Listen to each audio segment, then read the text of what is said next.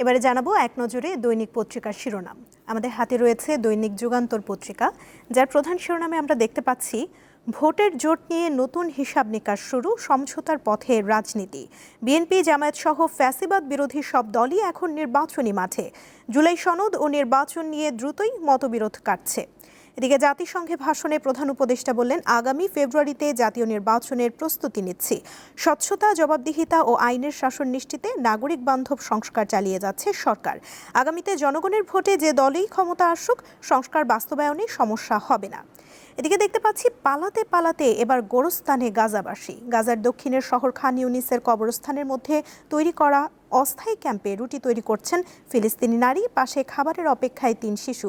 এমন একটি স্থির চিত্র আমরা দেখতে পাচ্ছি।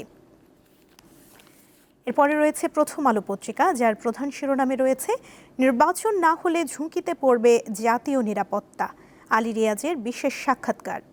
এদিকে ডাকসু নির্বাচন নিয়ে প্রতিবেদন, ব্যালট বিতর্ক, সন্দেহের অবসান চান প্রার্থীরা। ফেব্রুয়ারিতে জাতীয় নির্বাচন, চলমান থাকবে সংস্কারও, জাতিসংঘে প্রধান উপদেষ্টা। সাধারণ পরিষদে দেয়া ভাষণে অন্তর্বর্তী সরকারের গৃহীত নানা পদক্ষেপ, আঞ্চলিক ও বৈশ্বিক নানা সমস্যা তুলে ধরেন অধ্যাপক ইউনূস। জাতিসংঘে নেতানিয়াহুর ভাষণের সময় বিভিন্ন দেশের ওয়াকআউট।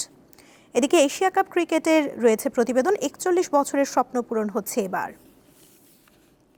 সমকাল পত্রিকার প্রধান শিরোনামে দেখতে পাচ্ছি ফেব্রুয়ারিতে নির্বাচনের প্রস্তুতি চলবে, সংস্কারের কাজও।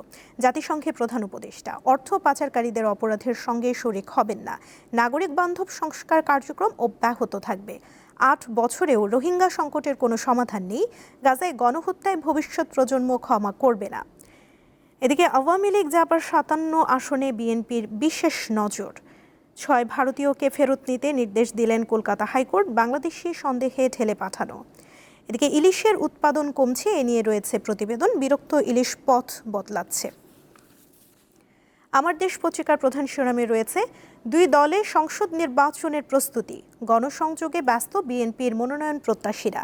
এদিকে কল্যাণে রাষ্ট্রের ইশতেহার সাজাচ্ছে জামায়াত।